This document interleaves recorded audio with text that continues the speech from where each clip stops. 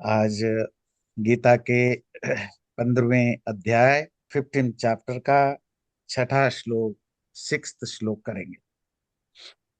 जो इस टॉपिक में, इस चैप्टर में अभी तक जो डिस्कशन था, शुरू होती है एक उल्टा पेड़, जो लाइफ को, ह्यूमन पर्सनालिटी को एक उल्टे पीपल पेड़ के साथ कंपेयर किया जाता है, जिसका रूट ऊपर है, ब्रांचेस डाउनवर्ड हैं। और उसके बाद ये कहा जाता है कि जो लोग ममत्व, अटैचमेंट, माइनेस आदि छोड़ देते हैं, स्पिरिचुअलिटी में इन्वॉल्व रहते हैं, पेयर्स ऑफ अपोजिट, द्वंद्व से, जोड़े से ऊपर रहते हैं, उनको वो जो उल्टे पेड़ के अंदर रहने वाली जो असेंस है, डिवाइन असेंस अर्थात जो आत्म तत्व है, उनका उनको ज्ञान होता है। अब वो जो डिविनिटी या जो आत्म तत्व है, उसका आगे कुछ लोगों में डिस्कशन है, वो देखते हैं। न तत् भासयते सूर्यो न शशांको न पावकः यद्गत्वा न निवर्तन्ते तद्धाम परमं मम। तो वो जो आत्म तत्व, मतलब यहाँ परमात्मा, न तत् भासयते सूर्यो, जिसको सूरज भी इल्यूमिन, प्रकाशित नहीं कर सकता, ना चंद्रमा, शशांक, मून उसको इल्यूमिन, प्रकाशित कर सकता, ना पावक, आग उसको प्रकाशित कर सकता, यत गत्वा न निवर्तन्ते, जहां जाकर लोग फिर वापस कभी नहीं आते, तद्धाम परम मम, वो मेरा सुप्रीम अबोर्ड या परम या सबसे हाईएस्ट स्थान है। तो ये उपनिषदों में भी ये मंत्र आता है, वेदों में भी आता है कि जिसको सूरज प्रकाशित नहीं करता, तारे प्रकाशित नहीं कर सकते, आग प्रकाशित नहीं कर सकते, पर यस्य भाषा सर्वमिदं प्रकाशते, पर जिसकी भा से, प्रकाश से, इल्यूमिनेशन से बाकी सब प्रकाशित हो। तो संसार में जिसमें जो भी एबिलिटी है, शक्ति है, सामर्थ्य है, वो परमात्मा के द्वारा दिया गया, अगर हम थोड़ी डिवोशनल वे में बात करें, या परमात्मा की सिस्टम से उनको मिला हुआ है। अब आता है सूरज, चांद, आग, ये सब नॉर्मल लाइफ में प्रकाशित करते हैं। अब क्वेश्चन उठाएंगे, चांद कहाँ प्रकाशित, चांद तो अपने आप में लाइट नहीं है। नहीं, आप उसकी बैकग्राउंड मत जाइए, सिंपल है, रात को चांद से प्रकाशित होता है, दैट्स इट, है ना। इसको उतने ही अर्थ में समझिए, बहुत ज्यादा डीपली मत जाइए, चांद का अपना प्रकाश नहीं होता है। पर रात को चांद से, चांदनी रात को दिखता है, थोड़ी प्रकाशित मिलता है ना। तो जितने भी प्रकाश करने की, इल्यूमिनेशन की जितने भी साधन है, सूरज है, चांद है, दिया है, आग है, जो भी हो सकते हैं, वो आत्म तत्व को प्रकाशित नहीं कर सकते। अब ये तो ओवरऑल तो ठीक है सुनने में, पर इसकी जो डीप सेंस को समझना है। तो हम प्रकाशित करने का मतलब होता है, आपकी आंखें कोई चीज देखता है, आपकी आंखों में कितनी भी बढ़िया ताकत हो देखने की, पर प्रकाश होना जरूरी है। कमरे में अगर अंधेरा हो और आपकी आंखें कितनी भी अच्छी हो, तो आपको चीजें तो नहीं दिखेगी, तो आपको कोई लाइट जलानी पड़ेगी तब देखने के लिए।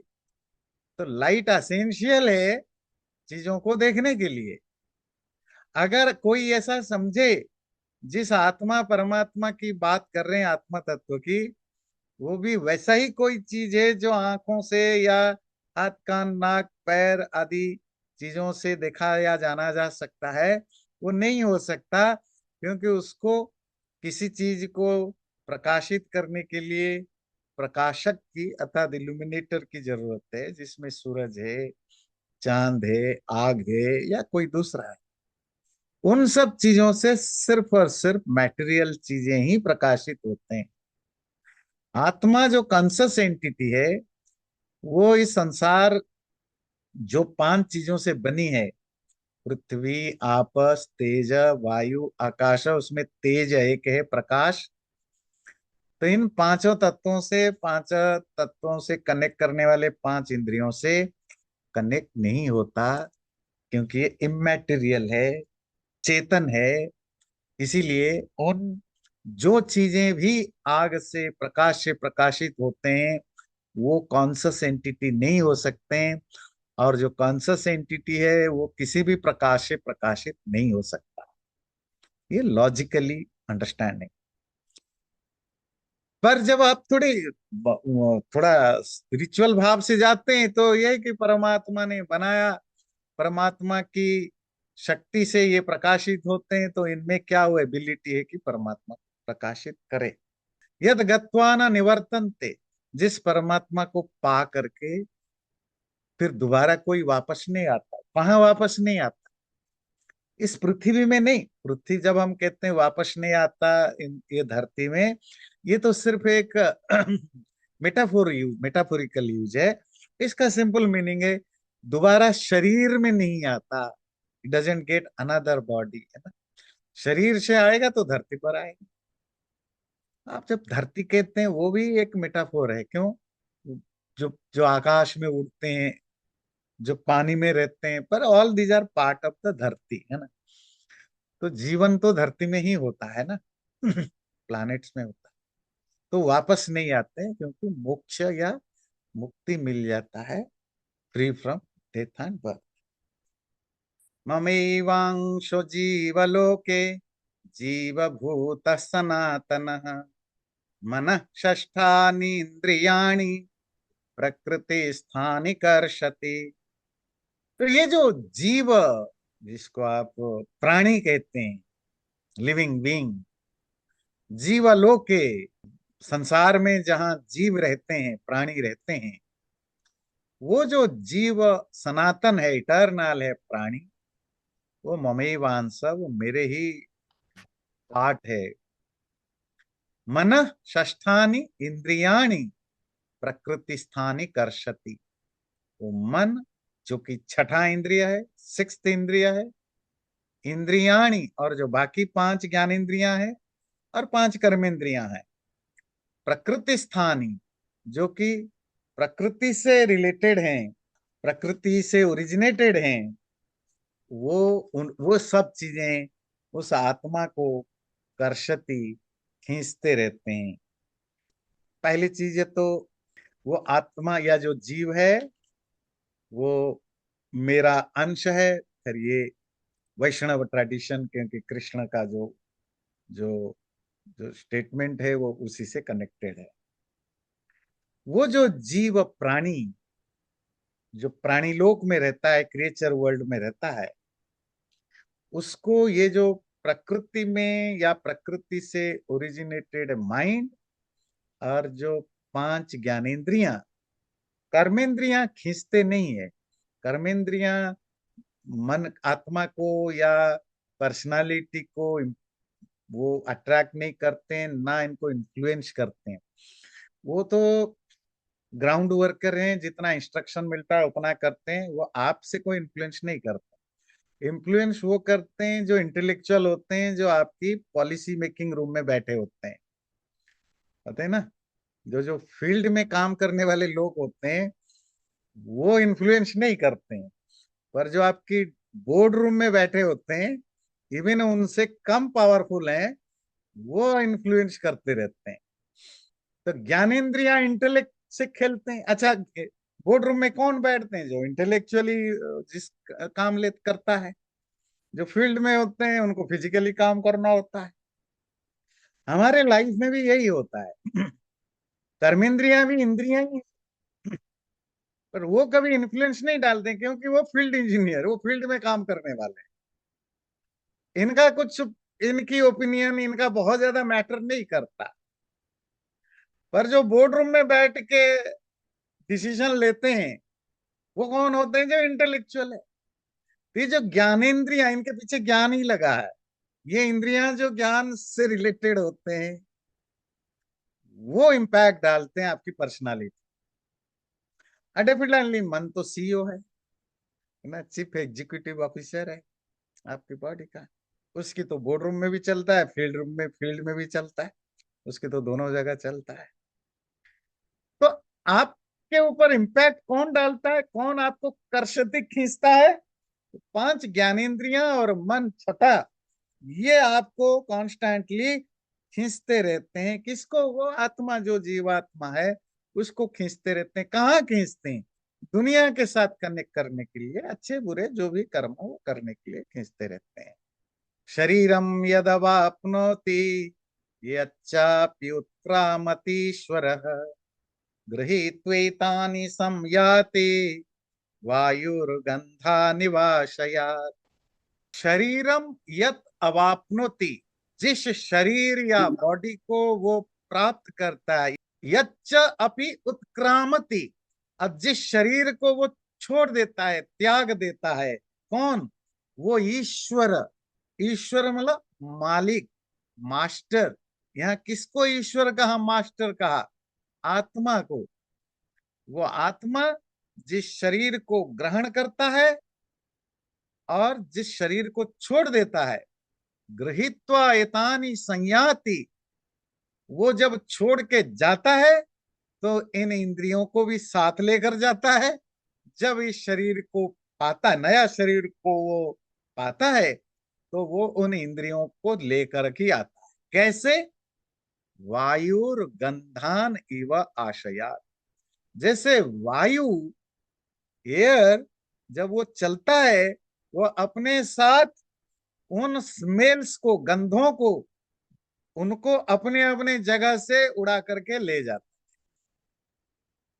पहले एग्जाम्पल समझते हैं।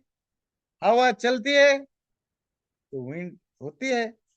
तब जो, सपोज कोई स्मेल है, किसी फूल का स्मेल है, कोई गंदा स्मेल है, वो स्मेल तो किसी ना किसी ऑब्जेक्ट के साथ जुड़े हुए होते हैं ना। सपोज गुलाब का फूल है, वो आजकल रात को वो खिलते हैं, जैस्मिन, बड़े स्मेल होते हैं। वो स्मेल कहाँ कनेक्टेड है? फूल से कनेक्टेड है। और जितनी हवा चलती है वो हवा के साथ चले जाते हैं, जो चले जाते हैं वो फूल से निकल के चले जाते हैं। इसी तरह आत्मा जब चलती है तो शरीर से निकलती है, तो ये आत्मा हवा की तरह है। और हवा के साथ जैसे गंध चलते हैं, स्मेल, इसी तरह आत्मा के साथ ये इंद्रियां, मन वगैरह चलते हैं। और आत्मा जब कोई नया शरीर ले लेता है, तो ये शरीर, ये इंद्रियां, मन भी उसी नया शरीर में आ जाते हैं। मतलब जैसे वायु गंध के साथ गंध चलते रहते हैं। गंध तो समझ गए ना, जो किसी चीज का स्मेल होता है।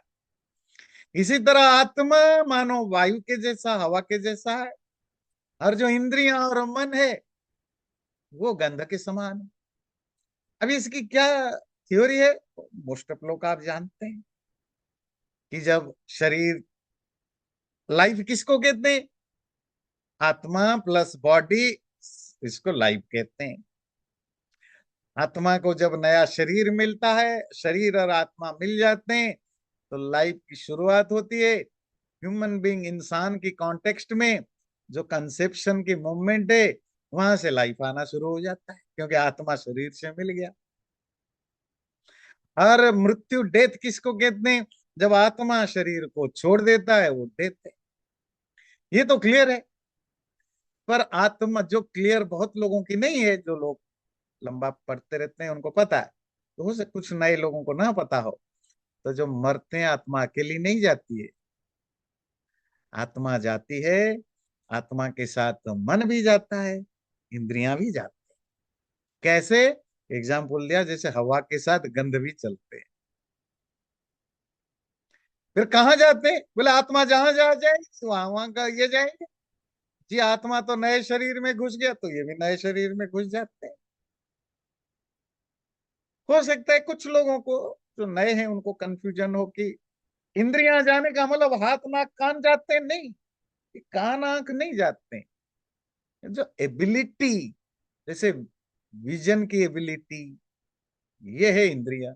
सुनने की एबिलिटी, देखने की एबिलिटी, सूंघने की एबिलिटी, ये एबिलिटी जो है, जो सामर्थ्य है, इसको इंद्रिय कहते हैं। ये तो हार्डवेयर है। आंख कान नाक आदि, जैसे लैपटॉप आपके पास है, फोन है, ये हार्डवेयर है।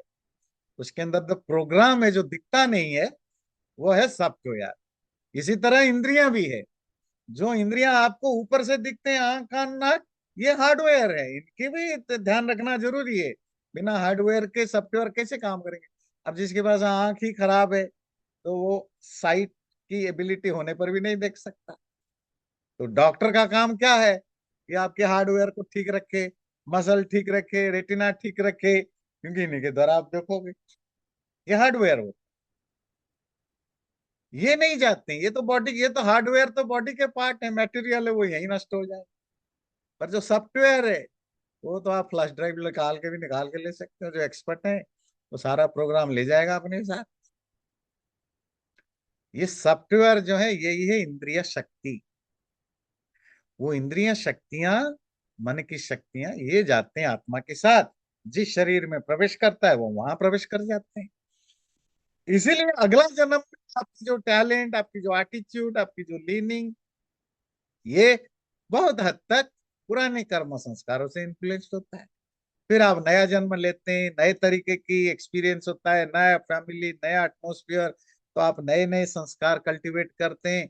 फिर दोनों के बीच में कंफ्लिक्ट भी होता है, और कंफ्लिक्ट होकर के जो डोमिनेट करता है उसकी चलती है, बाकी उसकी सबॉर्डिनेट बन जाते हैं। मतलब जो प्रेजेंट संस्कार और जो पास्ट संस्कार, इनके बीच में चलता रहता है कौन डोमिनेट करेगा। तो जो डोमिनेट कर गया वो लीड रोल पर होता है, बाकी सबॉर्डिनेट बन जाते हैं। इस तरह आपकी लाइफ में अच्छे बुरे कर्म जो भी है वो फंक्शन करते हैं। और ये कर्म फंक्शन किसके द्वारा करते हैं? मन और इंद्रियों के द्वारा आते हैं। ये तो क्लियर गुरुजी। हुआ। हम्म। हाँ, और जब मोक्ष मिलता है तभी तो वो माइंड और senses don't go, obviously separate हाँ हो वो, जाते हैं, हाँ वो एग्जॉस्ट हो नहीं है। जाते हैं। हाँ। बिल्कुल। लिबरेशन होता क्या है? मुक्ति, freedom. Freedom from what? Freedom इन्हीं से। जब तक ये माइंड और इंद्रियां आपके साथ कनेक्टेड हैं, तो आप फ्री नहीं हो, क्योंकि यही है जो आपके पुराने कर्म संस्कारों के हिसाब से होते हैं। अगर ये आपसे छूट गए, ये आपकी व्हीकल है। देखो, आत्मा वो है जो व्हील चेयर पर ही चलता है, उसका वो अब खुद नहीं जा सकता। तो इनके व्हील चेयर है माइंड और इंद्रिय। अगर आप इसके व्हील चेयर हटा दो, आत्मा कहीं नहीं जा सकता। फिर जहां है वहीं, क्योंकि परमात्मा सब जगह है, वही परमात्मा मिल जाता है। तो इसलिए मन इंद्रियों का हटना जरूरी है, तभी वो मोक्ष मिलेगा ना। उस तभी तो वो मोक्ष का मतलब होता है liberation, freedom. Mind and senses से फ्रीडम होगा, तभी कर्मों की मेमोरी से फ्रीडम होगा, कर्मों की संस्कार से फ्रीडम होगा, तभी डेथ एंड बर्थ की व्हील से फ्रीडम होगा। तो डेथ एंड बर्थ से फ्रीडम होना वो प्रोडक्ट है, पर जो रियल है वो है मन और इंद्रियां, जिनसे छुटकारा जरूरी है। तभी आपको वो बर्थ एंड डेथ से फ्रीडम मिलेगा। समझ में आया? इसमें एक चीज, जो श्लोक में एक वर्ड देखिए, ईश्वर। वो ईश्वर जो शरीर को प्राप्त करता है, कैरी करता है, उत्क्रामत या शरीर को छोड़ता है, और ये इंद्रिया आदि को लेकर जाता है।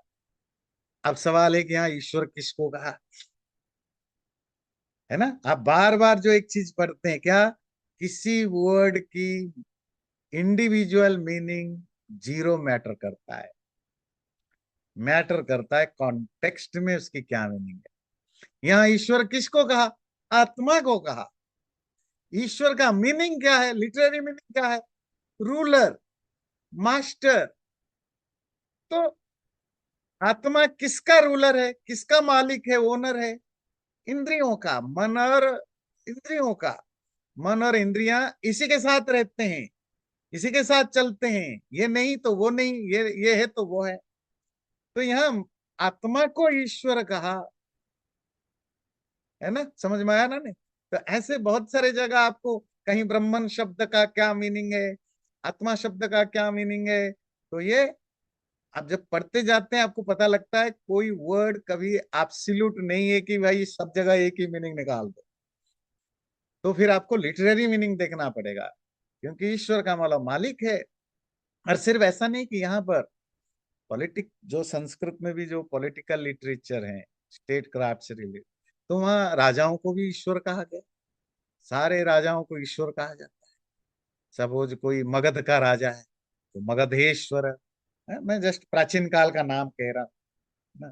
कोई वो अंग देश का राजा था तो अंगेश्वर, हस्तिनापुरेश्वर, ईश्वर ईश। अरे रावण को क्या बोल हिंदी में फेमस है, लंकेश। लंका प्लस ईश, लंकेश्वर, लंकेश। तो ईश्वर मतलब जो रूलर मास्टर है। तो यहाँ आत्मा रूलर और या मास्टर है। आत्मा जहां जाती है इंद्रियां से उनके साथ जाते हैं। आत्मा जहां रुक जाती है ये भी रुक जाते हैं। बात क्लियर है। श्रोत्रम चक्षुः स्पर्शनम च रसनम घ्राणमेव च अधिष्ठाय मनश्चायं विषयानुपसेवते। जो पांच इंद्रियों की बात कही वो कौन है? श्रोत्र मतलब कान, चक्षु आंख, स्पर्शनम सेंस ऑफ टच जो आपकी स्किन में है, चर्म में है, रसनम द सेंस ऑफ टेस्ट जो आपकी जीभ में टोंग में है, घ्राणम द सेंस ऑफ स्मेल जो आपकी नाक में है, अधिष्ठाय मनश्चायम और मन जो माइंड, सब जानते जो इंटरनल ऑर्गन है। इन छह चीजें, पांच ज्ञानेंद्रियां और एक मन, इनको अधिष्ठाय, इनको यूज करके अयम ये जो आत्मा ईश्वर इनका मालिक आत्मा विषयान उपसेवते, संसार संसार की चीजों को एंजॉय करता है। तो ये तो क्लियर है मेरे ख्याल से, है ना? ये तो आप जानते हैं। तो ये पांच इंद्रियां और मन, इन छयों का जो अधिष्ठाता, जो उनकी मास्टर है, मालिक है, वो आत्मा है। तो इन्हीं के द्वारा ही वो उपसेवते, विषयान उपसेवते, जो दुनिया की अ, चीजें हैं, जो ऑब्जेक्ट ऑफ सेंसेस, उनको वो एंजॉय करता है। उत्क्रामंतम स्थितम वापि भुञ्जानं वा गुणान्वितं विमूढानानुपश्यन्ति पश्यन्ति ज्ञानचक्षुषः।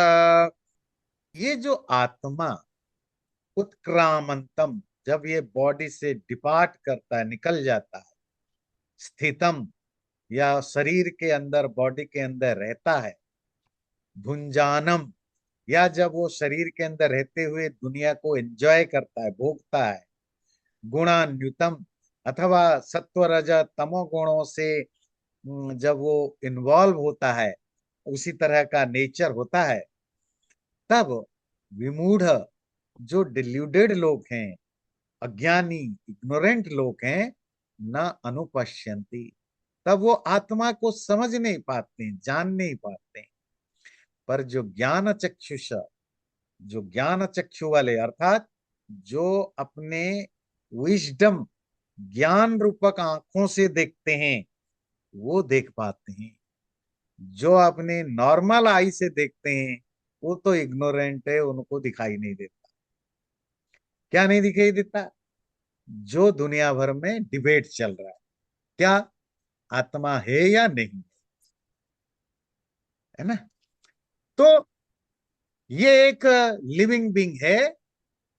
क्यों? क्योंकि हम मानते हैं कि इसके अंदर आत्मा, वो आत्मा कॉन्शस एंटिटी, जिसके कारण ये मैटेरियल बॉडी, उस बॉडी के अंदर के जो मन बुद्धि इंद्रियां, ये फंक्शन करते हैं। और ये बच्चा पैदा होता है क्योंकि आत्मा की सटल बॉडी में एंटर होने के प्रवेश के कारण लाइफ आती है, तो लाइफ ग्रो करता है, तो बच्चा है। कोई मरता है मतलब शरीर से आत्मा निकल जाती है, तो शरीर और शरीर का कोई भी पार्ट, कितना भी यूजफुल ऑर्गन हो, वो हार्ट हो, लिवर हो, लंग्स हो, ब्रेन हो, नर्व सिस्टम हो, कुछ नहीं काम करता आत्मा के निकल जाने पर। और अगर मैं देखता हूँ, खाता हूँ, पीता हूँ, सोता हूँ, बैठता हूँ, मैं नॉर्मल एक्टिविटीज करता हूँ, इसका मतलब कोई आत्मा कॉन्शस एंटिटी है। ये एक साइड।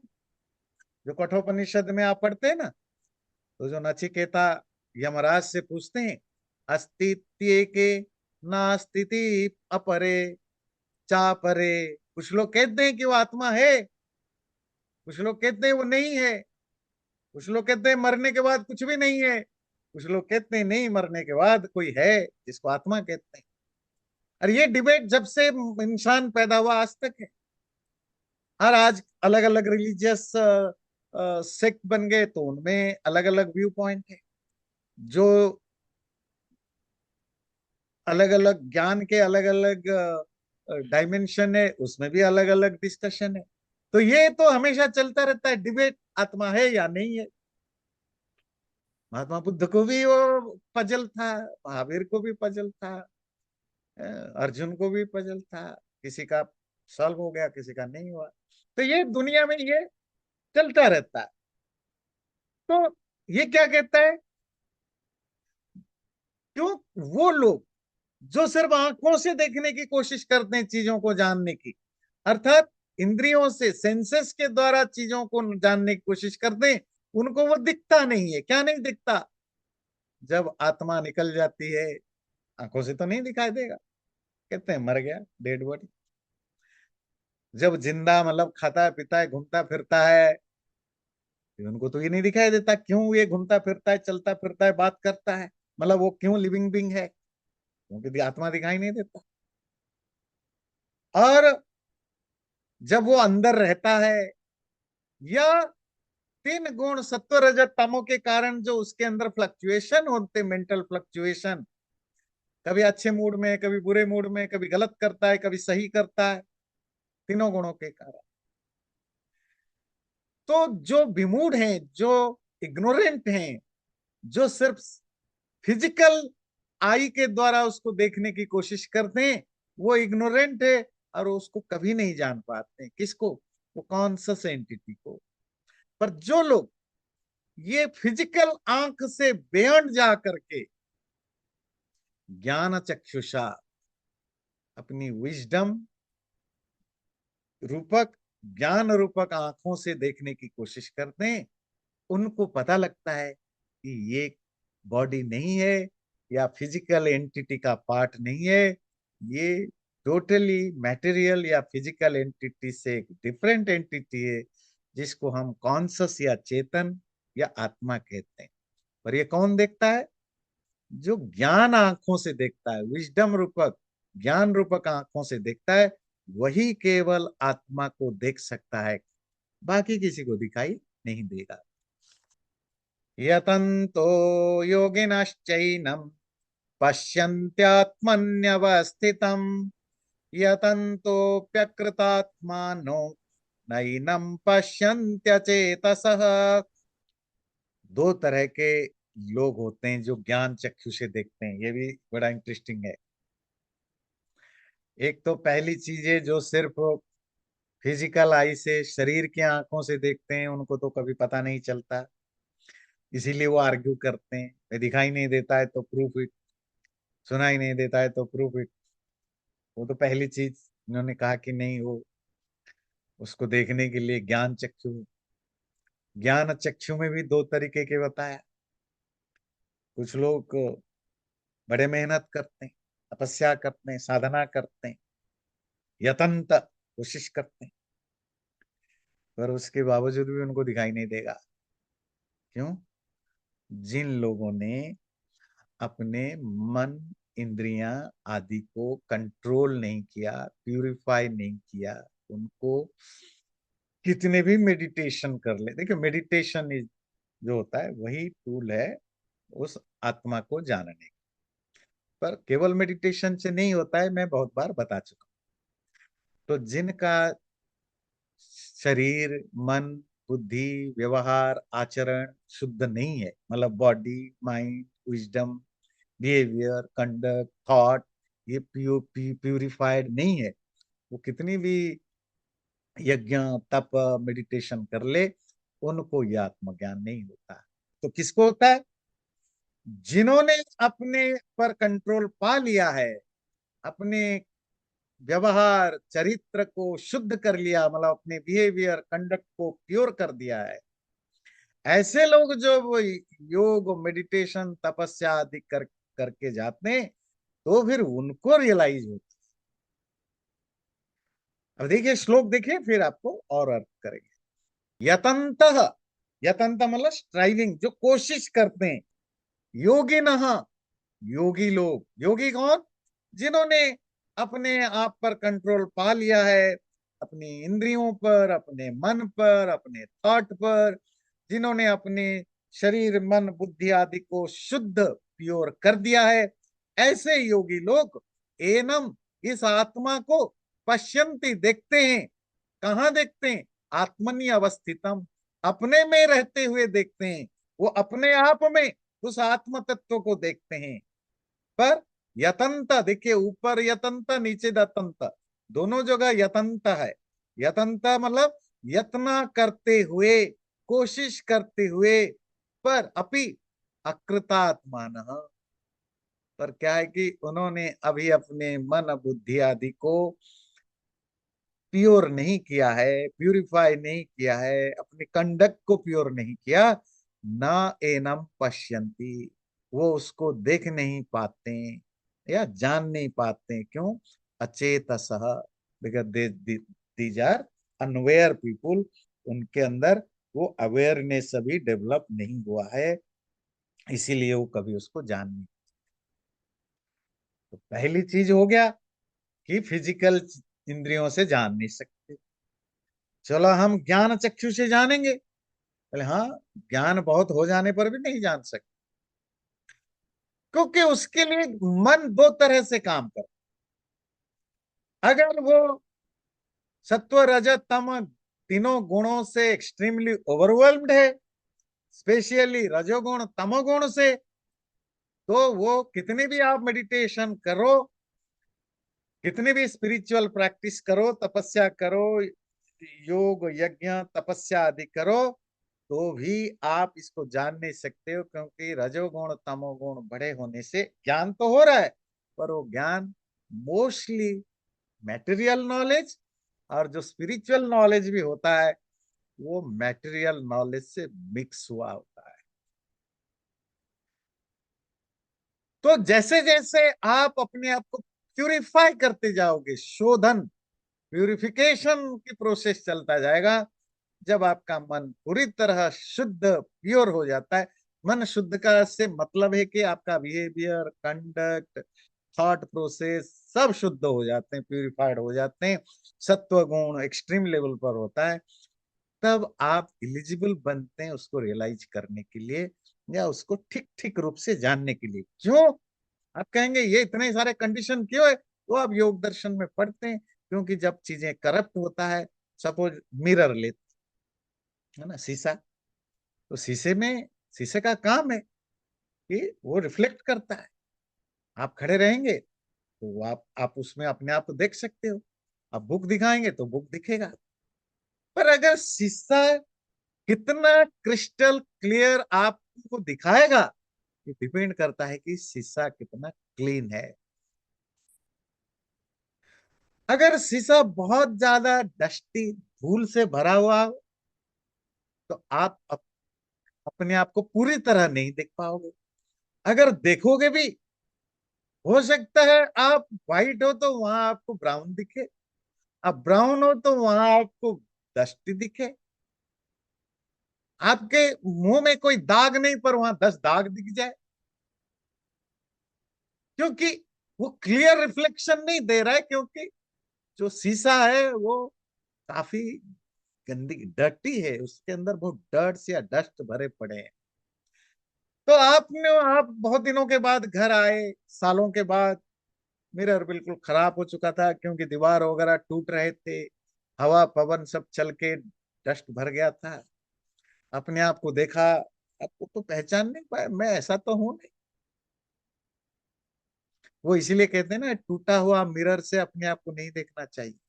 फिर ये एक सुपरस्टिशन हो गया है, टूटे हुए शीशे से अपने आप को देखने से कोई नुकसान होता है?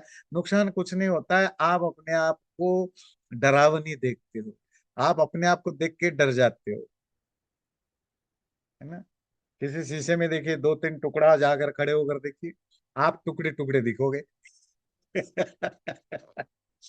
You will be scared of yourself.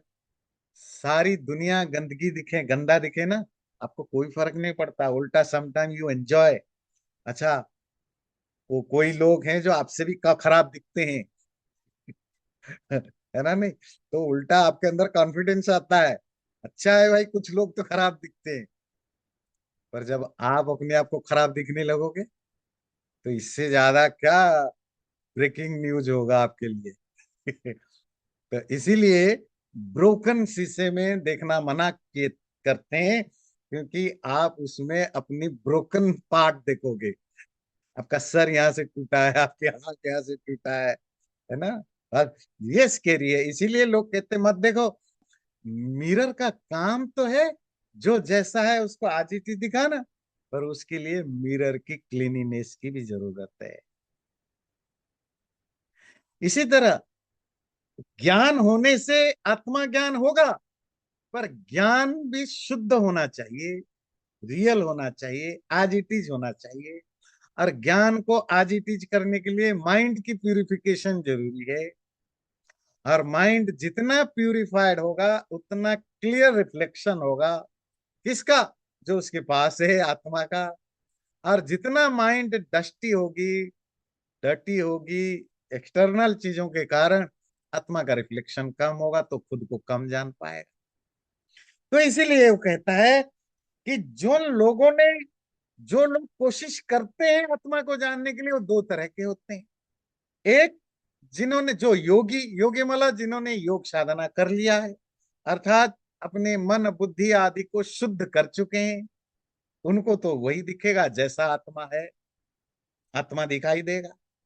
और जिनका अभी प्रोसेस में है, शुद्ध किया ही नहीं है, उनको अभी भी नहीं दिखाई देगा, दिखाई देगा भी धुंधला धुंधला होगा।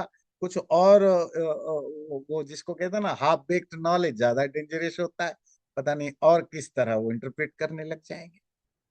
यदादित्यगतम तेजो जगत भासयतेऽखिलम् यच्चंद्रमसि यच्चाग्नौ तत्तेजो विद्धि मामकम्।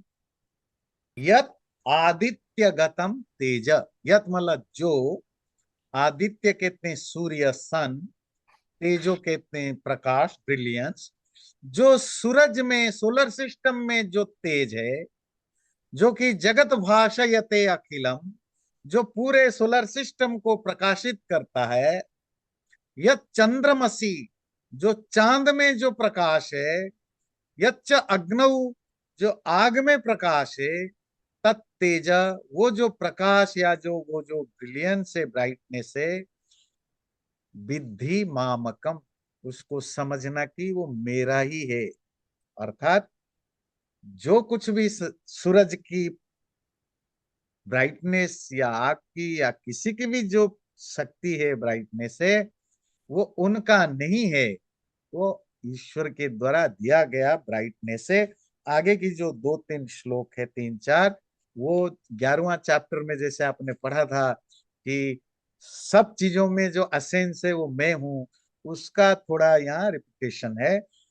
गामा वेश्य च भूतानि धारयाम्यहमोजसा पुष्णामि औषधे सर्वा सोमो भूत्वा रसात्मकः।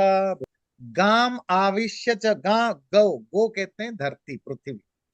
पृथ्वी में प्रवेश करके जो प्राणी हैं, उन प्राणियों को, क्रिएचर को धारयामी, मैं ही धारण करता हूं ओजसा, अपनी ताकत अपनी शक्ति से। पुष्णामि च औषधि सर्वा, जितने भी प्लांट्स हैं, ट्रीज हैं, उनको मैं सोम, चंद्रमा बन के, चांद बन के उनको रसात्मक, उनको जुशी बनाता हूँ। कुछ शब्द ध्यान देंगे। गाम आविष्य, ठीक है, धरती पर ही सारे क्रिएचर होते हैं। धरती क्रिएचर मतलब पशु पक्षी कीड़े मकोड़े, सारे जो भी भूत है, क्रिएचर है, वो सरवाइव करते हैं किससे ना, वाइटलिटी से, एनर्जी से, प्राण शक्ति से, ऊर्जा से, एनर्जी से। कहते हैं मैं धरती के अंदर प्रवेश करके मेरी शक्ति से वो जिंदा रहते हैं, मतलब परमात्मा की शक्ति से। यहाँ एक शब्द आया गो। वैदिक शास्त्रों में, संस्कृत में गो शब्द की लिटरेरी मीनिंग होता है जो मूवमेंट करता है, गच्छ, जो मूवमेंट कर रहा है। संस्कृत क्लास में जो आते हैं ना, गच्छति इति गो, गम धातु से, गमेर डो प्रत्यय से। तो गो शब्द का प्राइमरी मीनिंग कैटल नहीं है, ध्यान दीजिए।